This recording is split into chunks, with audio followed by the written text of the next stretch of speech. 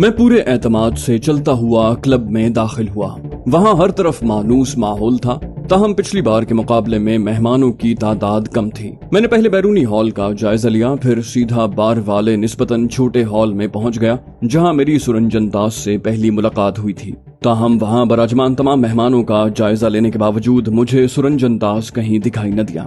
मजबूरन मुझे बैरों का इंचार्ज दिखाई देने वाले सुर्ख रेशमी सूट में मलबूस दुबले पतले शख्स की मदद लेना पड़ी। मेरी बात सुनकर वो कुछ चौंका और दक्कन के बासियों जैसे लहजे में बोला, सुरंजन बाबू, वो तो घंटा भर पहले अपने घर चले गए हैं। दरअसल उनका अपने एक साथी पायलट से झगड़ा हो गया था। यूं समझे हाथापाई की नौबत आ गई थी। बाकी मेहमानों ने बड़ी मुश्किल से बीच बचाव करवाया, लेकिन वो मजीद यहाँ नहीं रुके। मैंने पूछा, कल तो उनसे यहाँ मुलाकात हो जाएगी ना?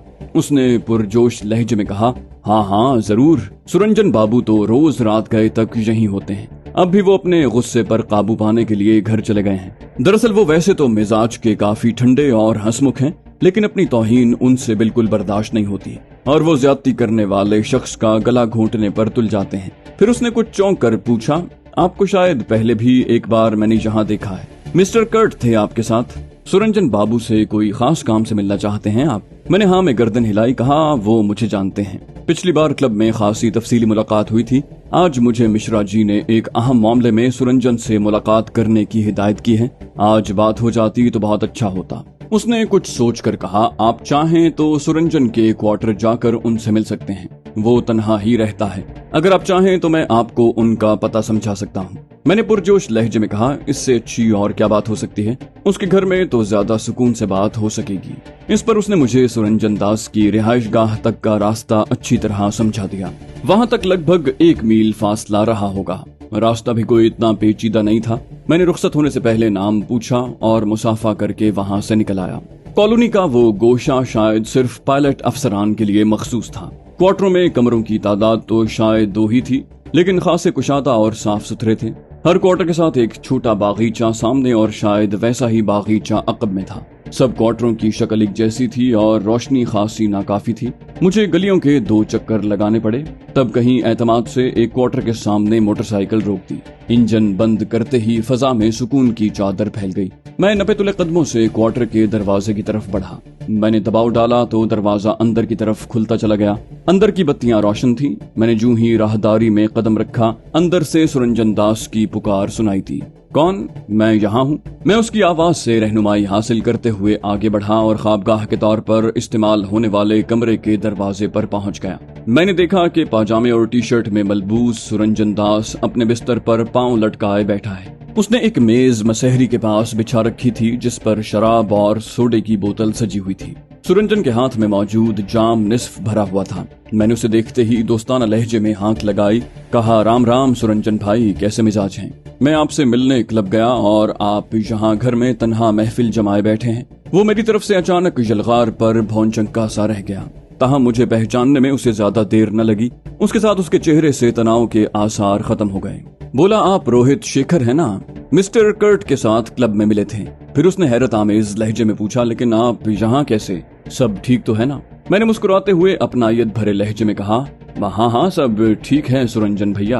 पिछली मुलाकात में आप मुझे बहुत अच्छे लगे। दिल ने कहा कि इस जिंदा दिल और यारबाश बंदे से अपनी अच्छी जमेगी। आज मिलने को जी चाहा तो क्लब पहुंचा, लेकिन पता चला। मैंने अपने लहजे में यकयक तशवीश भरते हुए कहा, मुझे नरीमान ने बताया है कि आपका किसी दूसरे से झगड़ा हो गया है और आप सख्त गुस्से में क्लब से चले आए हैं। अगर बुरा न लगे तो मैं पूछ सकता हूँ कि क्या हुआ था? मुझे पूरा यकीन है कि कोई बहुत बड़ी ज्यादती ही आप जैसे भले आदमी को झगड़े पर मजबूर कर सकती है। मेरी बात सुनकर उसने तलखी से मुंह बनाया। बोला, क्या पूछते हैं रोहित जी? दुनिया में एक से बढ़कर एक घटिया मनुष्य मौजूद है। मेरी खोपड़ी घूम गई थी। वहाँ रुकता तो मुझे डर था कि मेरे हाथ से उसकी हत्या हो जाएगी। मैंने मजीद परेशान लहजे में कहा, वो राक्षस है कौन सुरंजन भैया? उसने सर झटक कर गोया अपना गुस्सा भगाते हुए कहा, सुखवीर सिंह नाम है उसका। है तो फ्लाइंग ऑफिसर, लेकिन अपने आप को एयर मार्शल से कम नहीं समझता। Air vice marshal Arjun Singh का भांजा होने की बहुत अकड़ है उसे। मैंने उसकी बात गौर से सुनी और फिर अपने लहजे में गुस्सा भरते हुए कहा, वाइस एयर मार्शल का भांजा तो क्या, वो देश के प्रधानमंत्री का बेटा भी हो तो उसे अपने से सीनियर ऑफिसर की तौहीन का हक कैसे मिल गया? अब हिंदुस्तान में लोकतंत्र है। वो कोई राजकुमार है और ना ये देश कोई राजवाड़ा है। आप अभी जाकर एयर कमोडोर मिश्रा जी से शिकायत करें। लेकिन अचानक मैंने जुमला अधूरा छोड़ दिया और हमदर्दी भरी नजरों से सुरंजन दास की तरफ देखते हुए कहा, लेकिन कोई फायदा नहीं सुरंजन भाई। कमांडेंट साहब तो खुद हमेशा नफरत और धुतकार के साथ तुम्हारा जिक्र करते हैं। समझ में नहीं आता कि तुमने उसका क्या बिगाड़ा है। मेरी बात सुनकर उसके चेहरे पर मायूसी और नफरत के मिले जुले तासुरात उभरे। फिर उसने दुखी लहजे में कहा, अगर उनको बिना किसी कारण के मुझसे बैर है तो मेरा इसमें क्या दोष है रोहित जी। अर्जुन सिंह के भांजे की मिश्रा से शिकायत करने से मुझे उल्टा डांट फिटकार ही सुनने को मिलेगी। मिश्रा तो अर्जुन सिंह का पक्का चमचा है। वो उसे क्रोधित करने का जोखम कैसे मोल ले सकता है। मेरे लिए यही ठीक है कि 1-2 बोतल दारू हलक से उतार के अपने मन की आग ठंडी कर लूं। मैंने हमदर्दी के इजहार के लिए उसकी पीठ थपथपाते हुए कहा, मैं दुखी दिल के साथ तुम्हारे साथ सहमति जताने पर मजबूर हूँ, क्योंकि मैंने मिश्रा जी की जबान से तुम्हारे बारे में जो कड़वे बल्कि जहरीले शब्द सुने हैं, उनकी रोशनी में तो मुझे डर लगा है कि कहीं वो अर्जुन सिंह के भांजे से तुम्हारी इस झड़प का सहारा लेकर निश्चिंत रूप से तुम्हारे फाइटर पायलट का कैरियर ही ना खत्म कर दे। अगर उन्हें तुमसे कोई दुश्मनी है तो तुम्हें मजा चखाने का ये बेहतरीन मौका है। मेरी बात सुनकर उसके चेहरे पर यकलख्त हवाइयां उड़ने लगी। फिर उसने खुद को संभालते हुए कहा, मैंने ऐसा कुछ नहीं किया जिस पर वो मेरे खिलाफ ऐसा एक्शन लेने का विचार करे। पूरे झगड़े के दौरान सुखवीर सिंह ही मुझे माँ बहन की गालियां देता रहा था और उसी ने मुझ पर हाथ उठाया था। मैंने तो उसे सिर्फ अपनी बकवास बंद करने को कहा था और अपना गुस्सा काबू करने की कोशिश करता रहा था। मैंने दुखी लहजे में कहा, तुम्हारा कोई कसूर हो या ना हो, इससे कोई फर्क नहीं पड़ता। ये दुनिया बड़ी जालिम है सुरंजन भैया। यहाँ जिसकी लाठी उसकी भैंस का चलन हमेशा से जारी है और दुनिया के अंत तक चलता रहेगा। जो तुमने बताया उसकी रोशनी में मुझे यकीन है कि तुम्हारे साथ ही जुल्म और ज्यादती हुई है। लेकिन अपने अनुभव के आधार पर कह सकता हूँ कि जांच पड़ताल हुई तो झगड़े के सब गवाह तुम्हें ही दोषी ठहराएंगे और न्याय मिलने की बजाय तुम्हारा पत्ता साफ हो जाएगा। इसलिए मैं तुम्हें चुपचाप ये उपमान सह जाने की सलाह दूंगा। वो मेरा तवील लेकिन हमदर्दी भरा भाषण गौर से सुनता रहा और रंजीदा अंदाज में तायद में सर हिलाता रहा। फिर उसकी आंखों में आंसू भर आए और बिलाखिर वो फूट फूट कर रोने लगा। मैं दिलासा देने के अंदाज में धीरे धीरे उसकी पीठ थपकता रहा, ताहम मैंने उसे दिल की भड़ास निकालने का पूरा मौका दिया। बिलाखिर उसके रोने टकराने का जोर टूटा। पहले वो सिसकियां लेता रहा, फिर एक गहरा सांस लेकर खामोश हो गया। मैंने उसके मजीद संभलने का इंतजार किया और फिर पूछा, यार तुम्हारा दिल तो दुखेगा, लेकिन मेरी जिज्ञासा दूर करने के लिए तुम बता सकते हो कि सुखवीर सिंह से तुम्हारा किस बात पर झगड़ा हुआ था। मेरी बात सुनकर वो कुछ दिलगीर सा दिखाई दिया। मुझे अंदेशा महसूस हुआ कि कहीं वो मेरी फरमाइश करने से इनकार ही न कर दे। कुछ देर सोच में डूबा रहने के बाद उसने थके थके लहजे में बताना शुरू किया, सुखवीर अपने आप को दुनिया का सबसे छैल छबीला मनुष्य समझता है और हर वक्त हंसी ठट्टा करता रहता है। आज भी मजाक ही मजाक में बात बढ़ गई। उसने मुझे चूड़ा कहा। मैंने जवाब में कह दिया कि चूड़ा तो तू है। इस पर उसने मुझे थप्पड़ मार दिया और गंदी गंदी गालियां बकने लगा। कहने लगा कि मैं तो गुज्जर कौम का चौधरी हूँ, तुम्हें तो तुम्हारे अपने धर्म में शूदर कहते हैं और मलिच और अछूत समझा जाता है। ये तो हमारा बड़ापन है कि तुम्हारे साथ खा पी लेते हैं। कभी किसी ब्राह्मण के साथ खाने की टेबल पर बैठकर दिखाओ, तुम्हें अपनी औकात का पता चल जाएगा। इतना कहकर सुरंजन दास ने सर झुका लिया और उसकी आंखों में एक बार फिर आंसू भर आए। इस बार मैंने सचमुच उससे हमदर्दी के इजहार के लिए कमर पर थपकी दी। कहा, इस तरह हिम्मत नहीं हारते सुरंजन भैया। तुम्हें तो फख्र होना चाहिए कि इतनी कठिन परीक्षा पार करके ऐसे ऊंचे ओहदे तक पहुंचने में सफल रहे हो। तुम्हें इंडियन एयरफोर्स में शामिल होने के लिए कम से कम सुखदेव सिंह की तरह मामू की सिफारिश की भीख तो नहीं मांगनी पड़ी। मुझे लगा कि उसकी दिलजुई की ये कोशिश खासी कामयाब रही। उसका मिजाज खासी हद तक बहाल हो गया। उसने पुरजोश अंदाज में मेरा शुक्रिया अदा किया और एहसानमंदी का इजहार किया। उसने मुझे अपने साथ शराबनोशी में शरीक होने की दावत दी और मेरे इनकार पर चाय बनाकर पिलाने की पेशकश की, जो मैंने मुस्तरद कर दी। इस पर उसने इकरार किया कि वो सबसे निचले तबके की हिंदू जातियों में से एक दलित जाति से ताल्लुक रखता है। उसका बाप भंगी तो नहीं था, ताहम वो मामूली मजदूरी करके अपने परिवार का बमुश्किल पेट पालता था। अपने 5 बहन भाइयों की तरह सुरंजन भी आवारागर्दी करते हुए उम्र की इब्तिदाई मनाजिल तय कर रहा था कि जैन धर्म के पैरोकार एक जोड़े ने उसे गोद ले लिया और उसके नए वालिदैन उसके माता पिता की इजाजत से उसे बरेली ले गए, जहां उसके जैन बाप का तबादला हो गया था। उन्होंने सुरंजन को अच्छी तालीम दिलाकर बड़ा किया, लेकिन जैसा कि सुरंजन उसे अपनी बदकिस्मती गर्दानता था, उसके नए वालिदैन ने उसे अपने धर्म में शामिल होने पर मजबूर नहीं किया और वो आज तक दलित ही कहलाता है। तभी सुरंजन को वो सवाल याद आ गया जो उसने सबसे पहले पूछा था। बोला, ये तो बताएं रोहित जी, आपको मेरा घर ढूंढते हुए यहाँ तक पहुँचने का क्या कारण है? मैंने मुस्कुराते हुए कहा, आप तो ये समझ लो सुरंजन भाई कि तुम्हारा दुख बांटने और अपने अकेलेपन का इलाज ढूंढने यहाँ आया था। भगवान जाने मुझे यहाँ कितने दिन ठहरना पड़े और यहाँ मेरा कोई दोस्त नहीं है। पिछली बार क्लब में तुमसे गपशप हुई थी तो तुम मुझे अच्छे लगे थे। आज मिश्रा जी के हुक्म पर मुझे मोटरसाइकिल मिली और वक्त गुजारी के लिए क्लब पहुंचा तो तुम्हें ढूंढा और फिर पता मालूम करके यहाँ पहुंच गया ताकि तुमसे दोस्ती आगे बढ़ा सकूं। मेरी बात सुनकर वो खुश हो गया और गर्मजोशी से मेरी दोस्ती की पेशकश कबूल कर ली। मैंने कहा, तो बस ठीक है, हम बाकायदगी से मुलाकात करेंगे और एक साथ दिलचस्प सरगर्मियों में हिस्सा लेंगे। अगर तुम्हें कोई मसरूफियत नहीं है तो हम दोनों कल रात रागेश्वरी थिएटर में पिक्चर देखने चलेंगे। मुझे पता चला है कि राजेंद्र कुमार, राजकुमार और आशा पारीख की बहुत अच्छी पिक्चर घराना लगी हुई है। कई लोगों से तारीफ सुनी है। मेरी बात सुनकर सुरंजन ने पुरजोश लहजे में कहा, हाँ, बड़ी सुंदर रोमांटिक पिक्चर है। जब से रागेश्वरी थिएटर में लगी है मैं 2 बार देख चुका हूँ। मैंने उसकी बात सुनकर कदरे मायूसी से कहा, तुम देख चुके हो तो फिर रहने दो, कोई और अच्छा सा प्रोग्राम बनाते हैं। मेरी बात सुनकर सुरंजन ने जल्दी से नफी में सर हिलाया। बोला, ऐसी बात न करो भाई, मैंने कब कहा कि हम ये पिक्चर देखने नहीं जाएंगे। तुम बिल्कुल चिंता न करो, जिस कारण दूसरी बार ये पिक्चर देखी थी उसी कारण तीसरी बार भी पूरा मन लगाकर देखूंगा। मैंने हैरानी से पूछा, वो कारण क्या है सुरंजन भैया? उसने भरपूर मुस्कुराहट के साथ कहा, उस कारण का नाम है आशा पारीख, जिसकी पिछली पिक्चर दिल देकर देखो भी मैंने 3 बार देखी थी। मैंने मुस्कुराते हुए कहा, अच्छा, तो हमारे फ्लाइट लेफ्टिनेंट साहब के दिल पर इस हसीन अदाकारा का कब्जा है। दिल देकर देखो तो आशा पारीख की पहली पिक्चर थी ना? मेरी बात सुनकर उसने नफी में सर हिलाया। बोला, वो बचपन में भी 2 पिक्चर्स में काम कर चुकी है, लेकिन मुझे उसकी अगली पिक्चर जब प्यार किसी से होता है का ज्यादा बेचैनी से इंतजार है, जिसके सारे गाने पहले ही हिट हो चुके हैं। जिया ओ जिया, 100 साल पहले मुझे तुमसे प्यार था, तेरी जुल्फों से जुदाई वगैरह। वो यकीनन सारे गीतों के बोल बताने वाला था, लिहाजा मैंने उसकी बात काटते हुए कहा, अच्छा, इस पिक्चर में आशा का हीरो कौन है? उसने मुस्कुराते हुए कहा, वही अपना पॉकेट मार बम्बई का बाबू देवानंद, वो भी मेरा मनपसंद हीरो है। मैंने कहा, हाँ, मुझे उसकी अदाकारी पसंद है। अच्छा, तो फिर कल किस वक्त तुम्हें लेने आऊं? उसने खुश दिली से कहा, शाम ढलते ही आ जाना।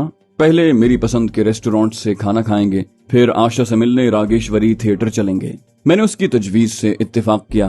कुछ देर बाद उसने अपने हाथ की चाय पिलाई और फिर निहायत गर्मजोशी से रुखसत किया।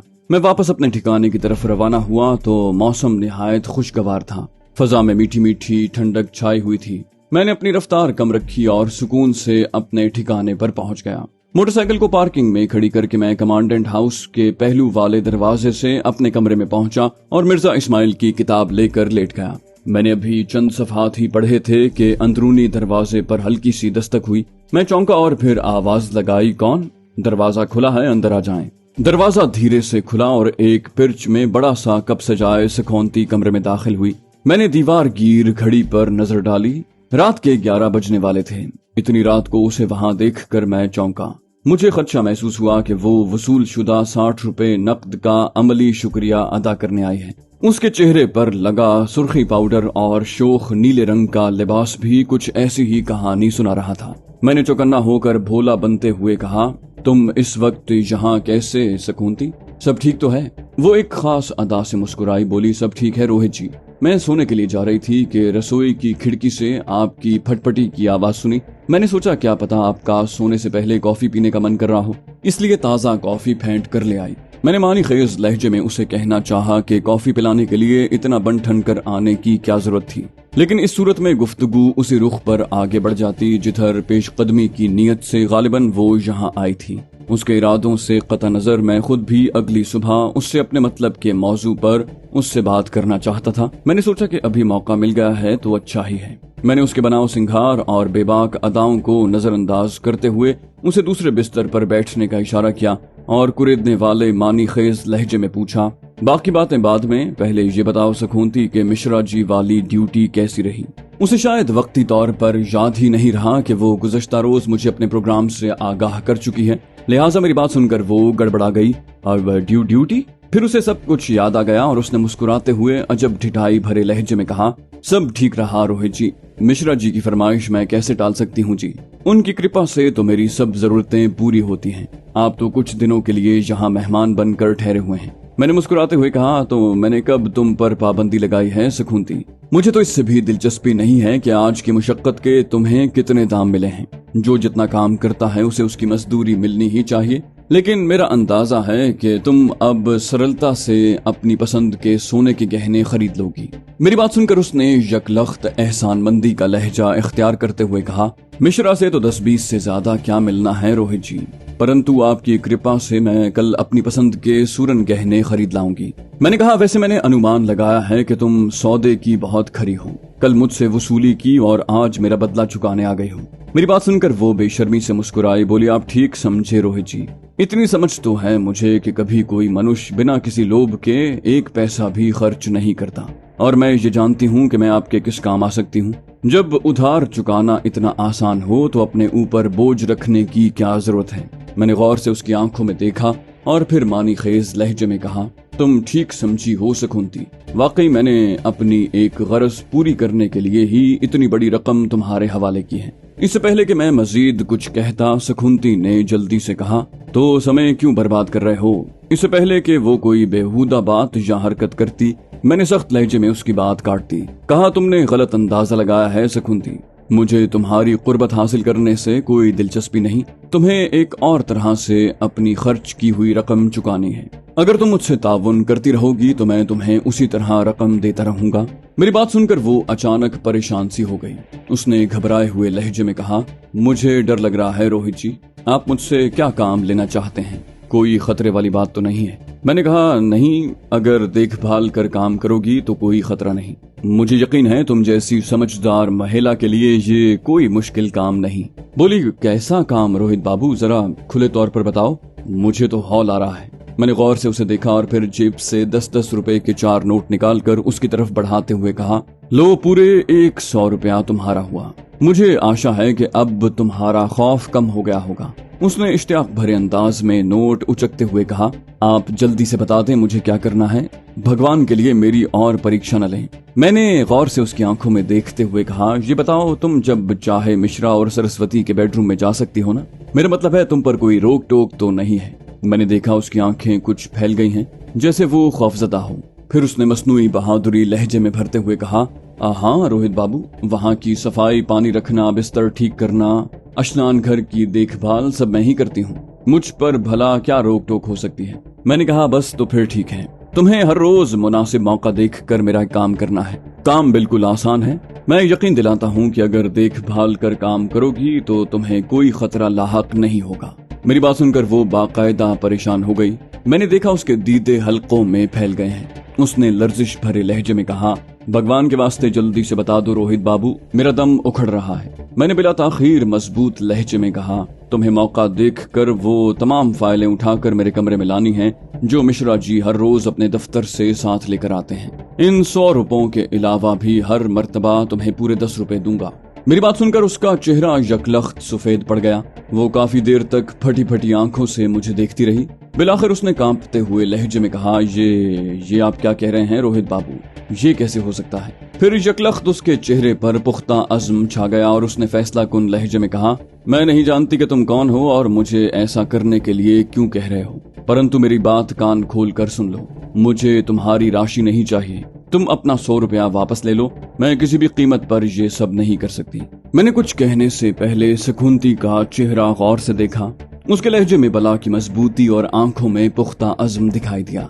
साफ जाहिर था कि मछली हाथ से फिसलने लगी है। मैं उसे कायल करने के लिए कुछ और कहना ही चाहता था कि उसने मुझे घूर कर देखा और गंभीर लहजे में पूछा, तुम कौन हो और मुझसे ये सब क्यों करवाना चाहते हो? फिर वो घाघ औरत खुद ही एक नतीजे पर पहुंच गई। बोली, मैं समझ गई। तुम घुस बैठिए हो, गुप्त जानकारी लेने यहाँ आए हो, परंतु मैं किसी भी कीमत पर देशद्रोही नहीं बन सकती। मैंने अपने बैग से पिस्तौल निकालकर उसकी खोपड़ी को निशाने पर लेने का सोचा। मौत को सामने देखकर उसकी सारी देशभक्ति हवा में उड़ जाएगी।